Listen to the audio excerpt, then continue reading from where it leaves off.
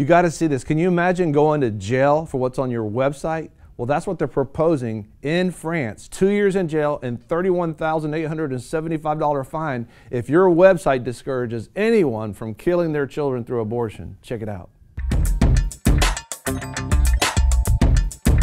It's amazing when you look at when people turn to government as God.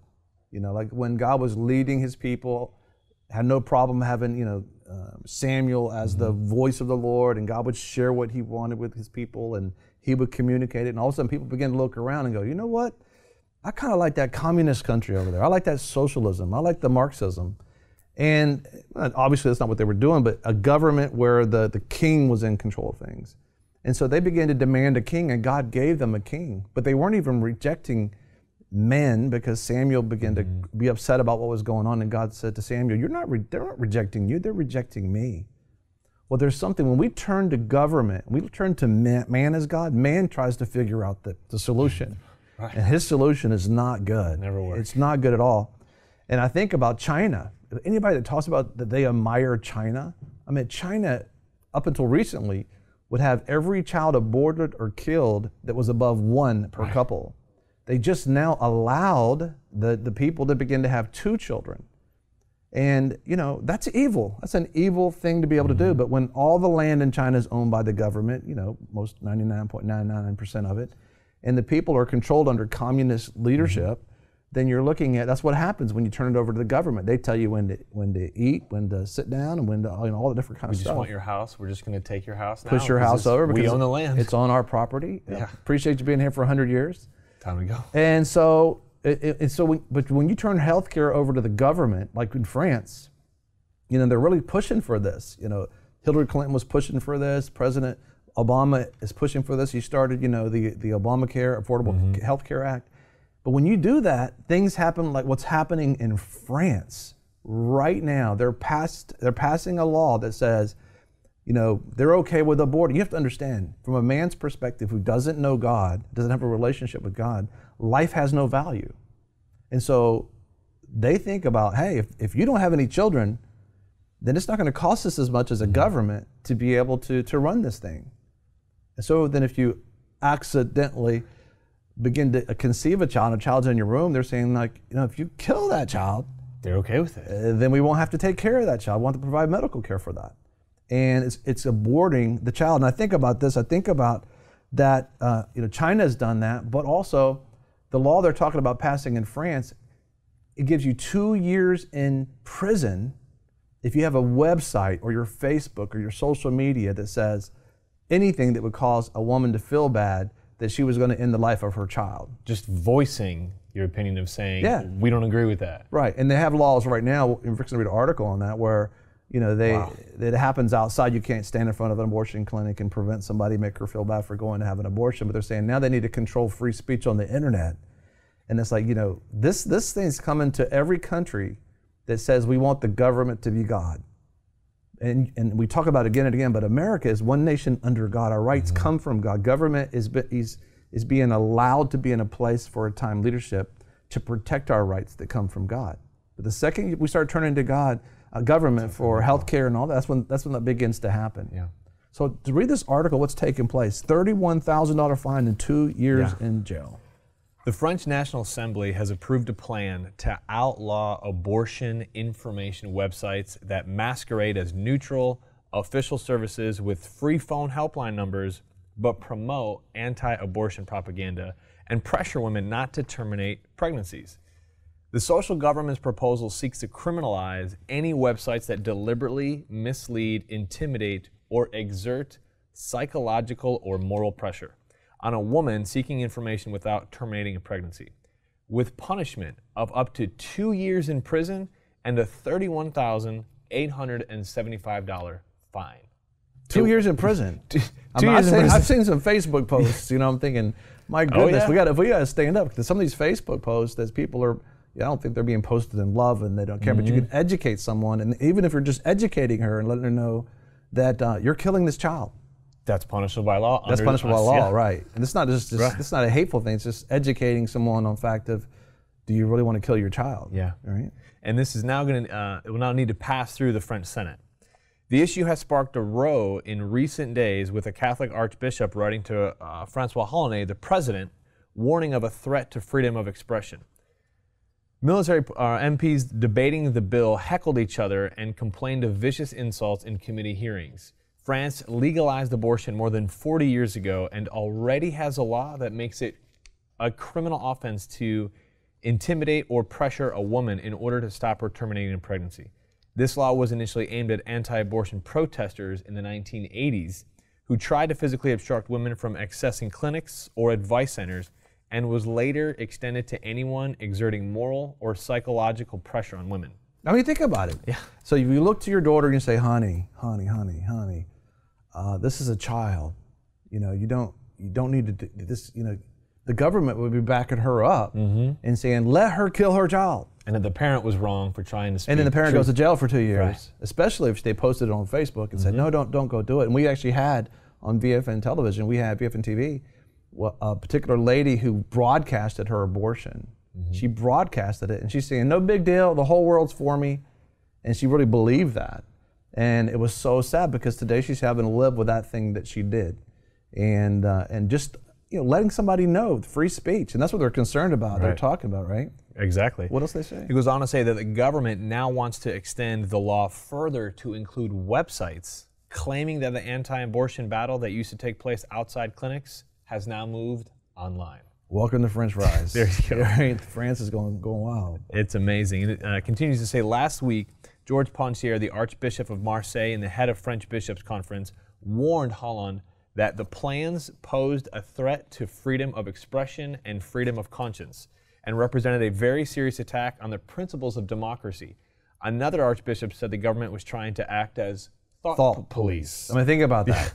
You know, in Revelation chapter 2 talks about, you know, when God deals with the church of Thyatira and that mindset, he says, then you'll know I'm the God that knows your thoughts, judges the thoughts and attitudes of the heart.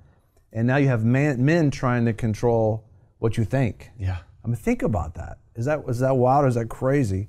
But they're really doing it. And the thing about it is, when they're trying to balance their budget, and your child or your daughter or your son is going to cost the government, you know, so much to educate, so much for medical care, so much for all this different stuff. It's like, you know, why don't you just kill your child? Wait, because you don't want to kill your child.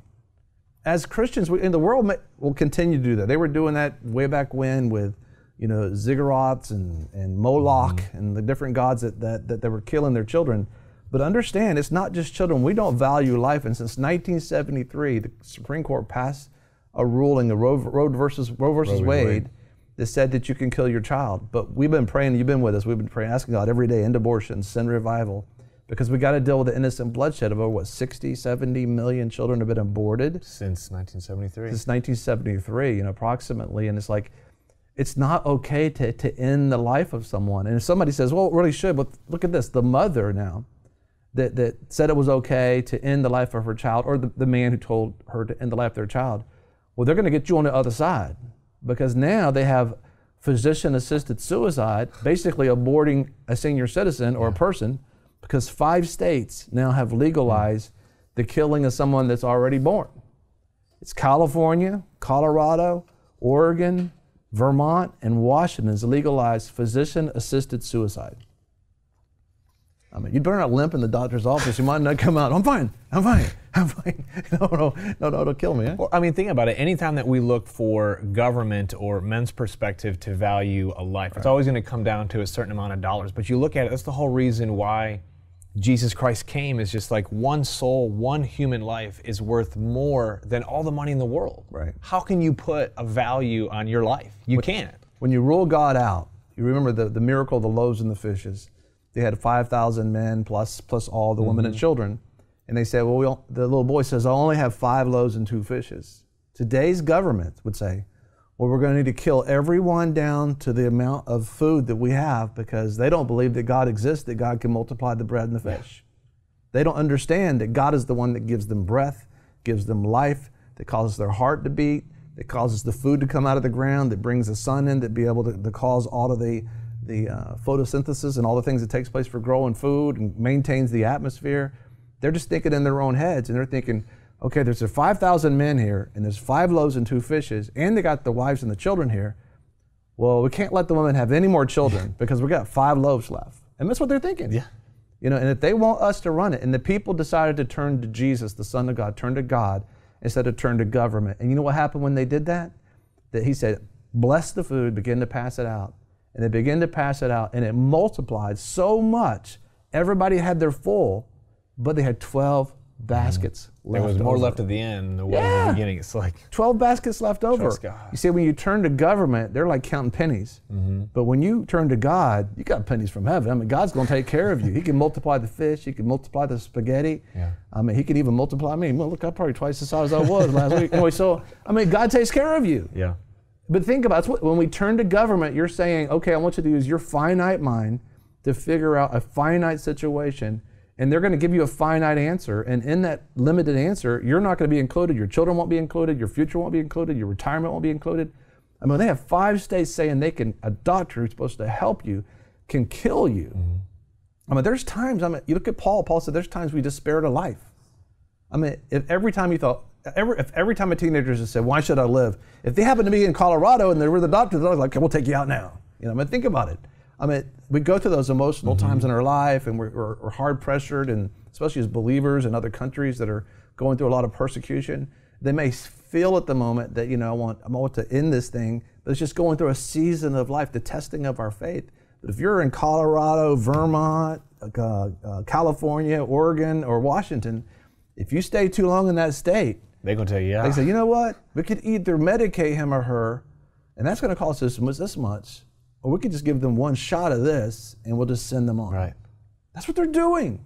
So if we're not valuing life in the womb, the baby, and we're not valuing the life of the elders. And you know this Google stuff, which is amazing. You can Google for knowledge and the knowledge. But there was a day when we didn't have Google. It wasn't too long ago. And you had to turn to your elders and ask them, what did you learn in your life and what wisdom? And now people are like, I can Google. I don't need my grandfather. I don't need elders. I don't need wisdom.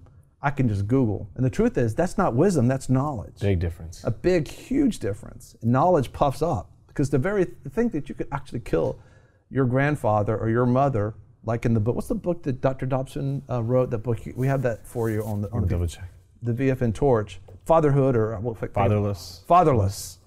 And it ends with that very thing. I mean, the fatherless, you got to read this book. It's so intriguing. It's Dr. Dobson, focused on the family. And this particular son is needing money for school. Yeah, it's fatherless. And he looks at his mother, and he takes his mother to what looks like an assisted living facility, but it's not, which is like a place you could stay and live and have friends. It's a place where she has to sign a document that says, you can take my life. You can end my life. And he looks at his mother and he says this. He says this. Probably the same person that would kill their children now is going to kill their mother because they want more money for themselves. So he looks at his mother, and she goes, she's trying to, you're confused, you know. Your children are trying to kill you. Is this what you want? Is this like, let me get this straight. I know we've been through some stuff, but you want to kill me right now? Is this what you want to do? Right? And so she looks at her son. You love your son, you love your daughter, and she's dealing with that in and out feeling as we're getting older. And she's like, she's kind of blurry about the whole thing. And he says, just sign here. And this is what he says. He said, Mom, you always wanted me to be an educator. And by doing this, I can get that degree. And this is physician-assisted suicide in your life, so your whole life, you earn your whole living.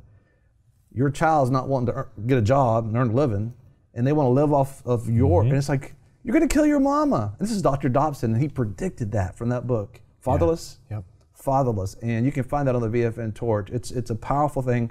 Thank you for watching VFN TV. If you like this video, give us a thumbs up. Also, if you want to see more videos like this, subscribe. You know, a lot of people want to abide with the Lord, but they just don't have a plan to do it. You can request that plan today at iabide.org. Don't forget you can join us 24 hours a day, 7 days a week. Download our app and sign up for our newsletter, The Torch, at vfntv.com.